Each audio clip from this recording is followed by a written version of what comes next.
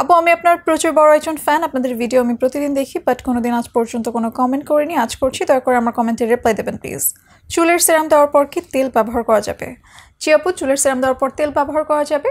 চুলের সেরাম হচ্ছে আমাদের চুলের হাইড্রেশন লক করে রাখতে হেল্প করে, আর তেল একটা ব্যারিয়ার হিসেবে কাজ করতে পারে। তো আপনি চাইলে সেরাম অ্যাপ্লাই করার পরে খুবই সামান্য পরিমাণে তেল অ্যাপ্লাই করে নিতে পারেন। সামান্য পরিমাণ বলতে হাতে 2-3 ফোঁটা তেল নিয়ে সেটা রাব করে চুলে অ্যাপ্লাই করে নিতে পারেন। আর সেরাম কি প্রতিদিন স্নানের পর ব্যবহার করতে হয়?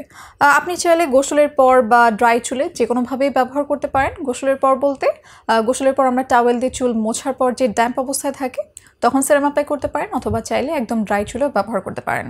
সেরাম যদি স্ক্যাল্পে দেওয়া হয় তাহলে কি চুল পড়ে যেতে পারে? দয়া করে সেরাম নিয়ে একটা বড় ভিডিও বানান প্লিজ। সেরাম মূলত 2 ধরনের হয়ে থাকে, একটা আমাদের চুলের লেংথের জন্য ফর্মুলেট করা আর একটা স্ক্যাল্পের জন্য। তো চুলের লেংথের জন্য যেটা ফর্মুলেট করা সেটা শুধুমাত্র লেংথে অ্যাপ্লাই করতে হবে, স্ক্যাল্পে না দেওয়াই বেটার।